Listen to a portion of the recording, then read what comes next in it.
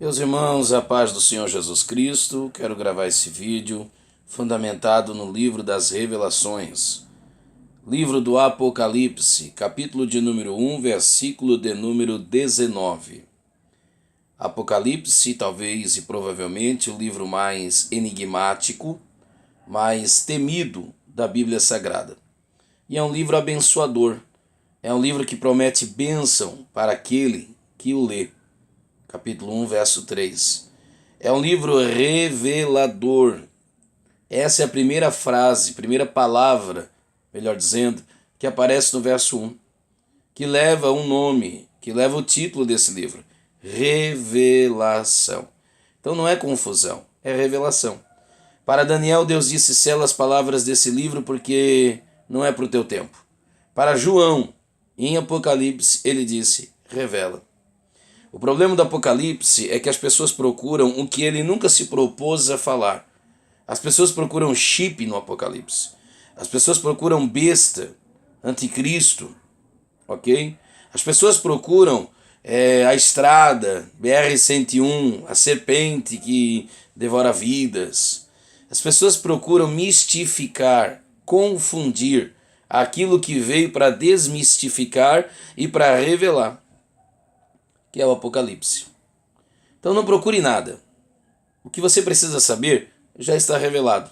Apenas leia, apenas compreenda, apenas entenda, defina e siga as linhas hermenêuticas e você terá uma melhor compreensão.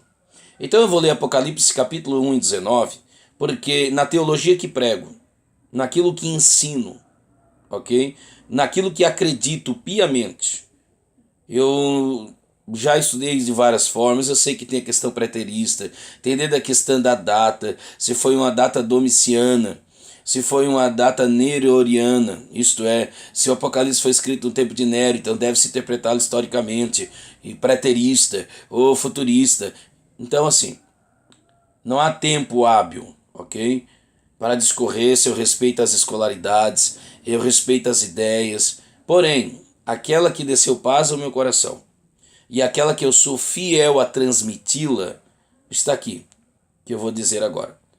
Eu uso esse texto como um texto ouro, como um texto áureo interpretativo do Apocalipse. Capítulo 1, verso 19. Ah, irmão, mas eu li um livro que desmente. Eu sei, irmão. Eu sei. Todas as escolas existem há muito tempo. E elas existem há muito tempo porque todas as escolas têm, sim, elas têm, sim, argumentos fortíssimos. Não são argumentos levianos. Argumentos externos e internos.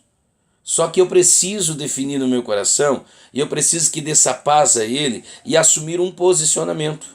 Então, o meu posicionamento é esse que eu vou vos passar agora. Ok? Então, respeite-me. E eu lhe respeito. Eu sei que você vai dizer, irmão, não vamos entrar em questões argumentativas, ok? Não é a finalidade desse canal. Esse canal tem por finalidade pão diário. Ele não é um apologético, ok? Ele não é doutrinário, por assim dizer, como finalidade última. Talvez como um meio, sim, não como uma finalidade. Mas eu vou apenas passar aqui o meu posicionamento, a maneira que eu creio, a maneira que eu prego e a maneira que eu interpreto mesmo. Ponto. Respeito por demais. Conheço e reconheço homens de Deus que têm outro modo de pensar. Tá bom? Apocalipse capítulo 1, verso 19. Estou com a Bíblia Pentecostal. Essa aqui é comentada por Donald Stamps. E Donald Stamps, Jimmy Swagger e tantos outros têm essa forma interpretativa de passar que eu vos passarei.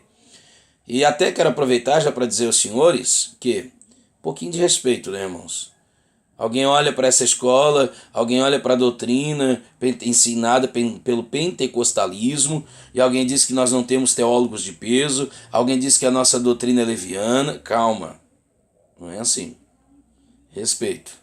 Ah, mas vocês são fundamentados apenas em experiencionalismo, a interpretação do Apocalipse é apenas extra-bíblica, fundamentada em revelações, fundamentada em visões. Calma.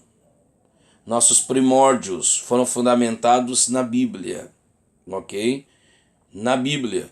de uma vez que nós somos pentecostais e acreditamos na evidência, e acreditamos que os dons espirituais estão em evidência ainda hoje, acreditamos na contemporaneidade da ação do Espírito de uma forma plena, então outras revelações e visões nós a respeitamos, entendemos. É claro que a gente sabe que existe muito miticismo, mas a base da nossa fé não é experiencialismo.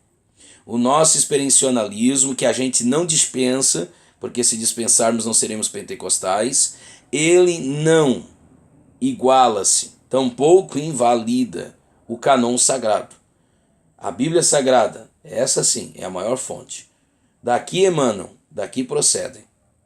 O que nós estamos fazendo é isso. Nós estamos aqui teologizando, ok? Agora, indiscutivelmente, que tem a palavra final é a palavra de Deus. Então, tudo que se tem, tudo que se fala é um método de auxílio, de aumento de compreensão. Tá bom? Então, vamos lá. Segundo aquilo que creio. Não é porque fui ensinado, é segundo o que creio.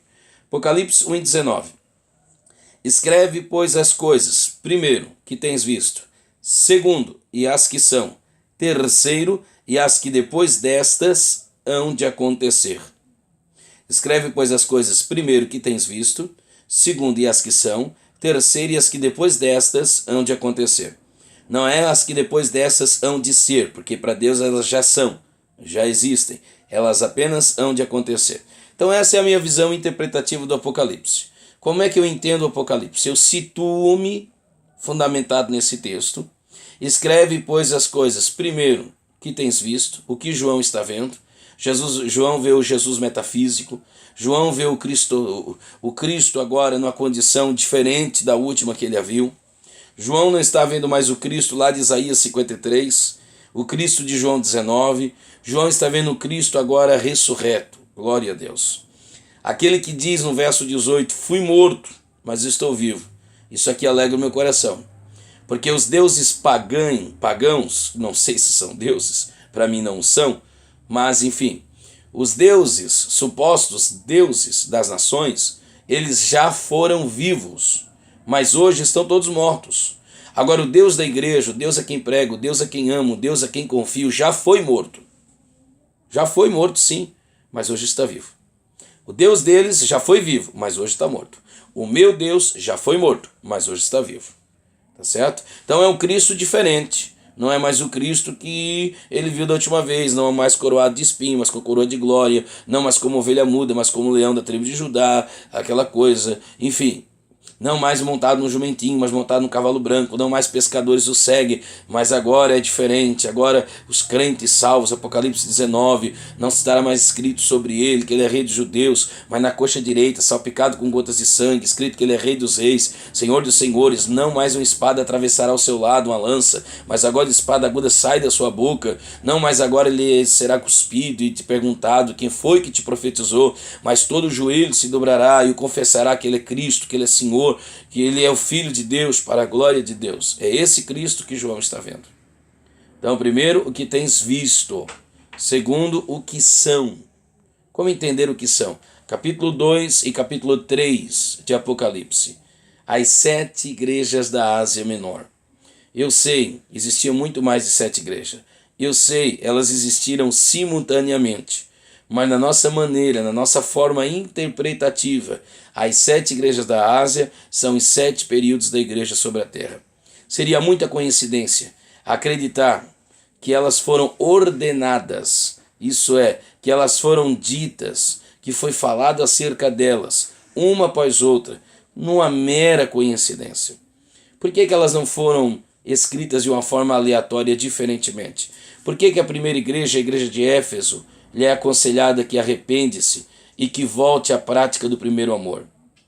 Porque a igreja de Éfeso, segundo essa nossa interpretação, foi a igreja do primeiro século, a igreja de um amor extraordinário, do ágape, a igreja que vendia as propriedades e colocava aos pés dos apóstolos, e os pés dos apóstolos não saiu comprando carros luxuosos, e o dinheiro que era depositado aos pés dos apóstolos, eles não saíram por aí fazendo a vida no evangelho, mas dando a vida por ele, e distribuíam a mesa do órfão, da viúva. É por isso que o povo com liberalidade, deixava o dinheiro aos pés dos apóstolos e toda aquela história. A igreja de Éfeso foi fundada pelo apóstolo Paulo, experimentou um dos maiores avivamentos de todos os tempos, Atos dos Apóstolos, capítulo 19. Teve Timóteo como pastor, teve João como pastor, teve Priscila e Áquila como missionário, e enfim, foi uma igreja extraordinária. Os grandes eruditos passaram por ali. Mas agora essa primeira leva, essa primeira geração foi embora. E agora ela está esfriando no amor. Detalhe, o primeiro amor, ok? Não existe segundo amor na Bíblia. Às vezes alguém diz, irmão, isso aí é o primeiro amor. Irmão, ou você está no primeiro amor ou você não está em amor nenhum. Só existe primeiro amor. E não é como alguém prega. Olha o que alguém diz, irmão. Olha o que alguém diz. Perdeste o primeiro amor, não é perdeste. Lembra do que a Bíblia diz? A Bíblia não diz perdeste. A Bíblia diz, tem porém contra ti que deixaste. Perder é uma coisa, deixar é outra. Perder é desproposital, perdi. Deixar é abandono. Outras traduções dizem que abandonaste as primeiras obras. Então seria isso apenas coincidência que a igreja de Éfeso seria a primeira igreja a ser apresentada entre as 7 igrejas da Ásia, que é justamente a igreja de Éfeso apresentada em Atos 19, que tem uma carta epistolar endereçada a ela. Seria isso tudo apenas uma coincidência? A segunda igreja, Esmirna, a igreja perseguida, Esmirna deriva de mirra, mirra é morte, a igreja que teve uma tribulação de 10 dias. 10 dias, segundo os melhores historiadores, foram 10 imperadores. 10 imperadores tiranos, 10 dias. Então foram dias de Nero, dias de Domiciano, dias de Vespasiano, dias de... Cada dia representa um império. E eu quero que você dê glória a Deus, porque o dia de Nero já passou. O dia de Vespasiano passou, o dia do Domiciano passou, o dia dos imperadores passaram, mas a igreja permanece de pé para a glória de Deus. Terceira igreja, Pérgamo. O nome Pérgamo significa casamento. Historicamente falando, foi a igreja que casou-se com o Estado, a igreja estatal, que saiu da cova, que saiu da perseguição, que daí saiu da cisterna, que saiu do Coliseu e agora foi para o Império. O cristianismo tornou-se a religião oficial do Império. Quarta igreja, Tiatira, ok? A igreja que, historicamente falando, foi o reino milenar papal. A igreja que existiu por menor tempo, mas foi o que ocupou mais espaço em toda a história. E também na Bíblia Sagrada em caracteres. Seria apenas coincidência? A carta maior é escrita à menor igreja. Jesus sempre dá atenção para quem é pequeno. Isso aí é para você dar glória a Deus, tá? Mas olha que interessante, a maior carta endereçada à menor igreja, e historicamente falando, na nossa visão, na nossa questão interpretativa, foi exatamente que ocupou o maior espaço na história. Reino milenar papal, 1000 anos. E que é dita a esta igreja, que o problema dela é diferentemente da igreja de Éfeso. Éfeso tem ortodoxia, mas o problema está na ortopraxia. Isso é, Éfeso tem doutrina, o problema é que as obras não competem com a sua fé. Tem fé, mas não tem obras. Diferentemente acontece com a igreja de Tiatiras. As suas últimas obras são melhores do que a primeira, porém, falta doutrina, ortodoxia, falta doutrina. Então são distintas. O que sobra desta igreja, desse período chamado na história de período das trevas, é a igreja de Sardes. E na igreja de Sardes, inicialmente, Jesus se apresenta a ela dizendo, tens nome de que quem vive, mas estás morta. E confirma os que estão entre ti, que estão vivos, mas estão por morrer. Foi o que sobrou do reino milenar papal. Foi isso. Mas antes do término desta igreja, você sabe o que acontece? O Senhor Jesus alega, dizendo que havia na igreja de Sardes um remanescente fiel, ou glória, que não contaminaram as suas vestes, que andariam com ele de branco porquanto são dignos disso. Essa é a igreja de Sardes. E é exatamente, irmãos, aí que começa o período da pré-reforma, segundo a nossa linha interpretativa. Observe que eu estou trazendo aqui, resumidamente, as 7 igrejas da Ásia e do outro lado, os 7 períodos da igreja sobre a terra. E uma coisa acontece aqui e a outra acontece aqui simultaneamente, uma desenha a outra, porque isso é profecia. O que é profecia? A história contada antes do tempo. Sexta igreja, a igreja fraca, que só tinha uma porta, mas a porta que ela tinha estava aberta, e foi Deus quem abriu, e a porta que Deus abre, o homem não pode fechar. Glória a Deus. A igreja de Filadélfia, que mesmo tendo pouca força, não negaste o meu nome. Sabe que igreja é essa? Historicamente falando, a igreja da Reforma. Aí temos a sétima e última igreja que você conhece, a igreja de Laodiceia. A igreja que diz que está rica, a igreja que diz que tem carro, a igreja que diz que tem casa, a igreja que tem teólogos aos montões, a igreja que falta parede para pendurar diplomas, a igreja que falta dedo para colocar anéis. Esta igreja, exatamente esta igreja que não é ignorada a questão histórica, quando fala da água morna, por causa de Herápolis, por causa de Colossos, por causa dos aquedutos. Isso é uma outra história, precisa de um estudo mais minucioso. Mas esta igreja que se diz ser rica e Deus diz que ela é pobre, a igreja de Esmirna, Jesus não nega a realidade da sua pobreza, mas a tem como rica. Já na igreja de Laodiceia, Jesus contrasta a suposta realidade de riqueza, mas ela é pobre. É a igreja mais tecnológica, mais avançada das 7 igrejas. Que coincidência, exatamente o nosso tempo. Olha a tecnologia avançada, segundo o relato de Daniel, que a ciência se multiplicaria, não diz que iniciaria, só se multiplica o que já se tem. Então Deus é o autor da ciência, a ciência apenas se multiplica pelos homens. É a 7ª igreja. E quando acaba então as coisas que são, escreve as coisas que hão de acontecer. A visão deixa de ser humana, terrena e passa a ser celeste. Apocalipse capítulo 4. Então, na nossa forma interpretativa, escreve as coisas que tem visto, Cristo ressurreto, capítulo 1. Escreve as coisas que são, capítulo 2 e 3. Escreve as coisas que em breve hão de acontecer, capítulo de número 4. Isso é arrebatamento. É exatamente aqui. Esse pequeno intervalo entre o capítulo 3 e o capítulo 4. É aquele intervalinho, sabe, da semana de Daniel. É exatamente aqui. Esse pequeno intervalo. Nós estamos vivendo a igreja de Laodiceia, o apagar das luzes. Quando aqui na igreja de Laodiceia fecharem-se as portas para aqueles que falam a verdade, que amam a verdade, que pregam a verdade, então abre-se uma porta nos céus. E a porta que se abrirá no céu dirá: vem e vê. Uma voz que me diz: vem e te revelarei as coisas que são celestes. Então, na nossa forma interpretativa, Apocalipse capítulo 4, cumprir-se-á, dar-se-á início quando a igreja for arrebatada. Quando a igreja ouvir o que João ouviu, vem, sobe, ok? No decorrente, antes disso, nós estamos nos 7 períodos da igreja sobre a terra. E nós estamos na última igreja, que é a Laodiceia, o apagar das luzes. Então escreve o que tem visto, capítulo 1. Escreve o que são, capítulo 2 e 3. Escreve o que em breve há de acontecer, capítulo de número 4. A partir daí, então, o arrebatamento da igreja. A visão deixa de ser aqui e passa a ser ali. Essa é uma forma de interpretação, tá bom? Deus te abençoe. Foi resumido? Foi corrido? Foi. Mas se quer essa nossa palavra, em nome de Jesus, deixa o seu like, inscreva-se no nosso canal e acione lá o seu sininho de notificação. E não esqueça, se você quiser, você pode entrar lá, vai ter o meu número lá do WhatsApp. Você pode me chamar no privado, a gente pode conversar, tá bom? E o que eu não puder lhe responder, eu lhe indicarei grandes homens de Deus que eu conheço, que poderão lhe indicar, tá bom? Que lhe darão respostas pertinentes. E Deus não se revela de um todo de uma só vez. Então vamos ao conhecimento de Deus, que Ele tem muito a nos ensinar. Deus te abençoe em nome de Jesus. Amém.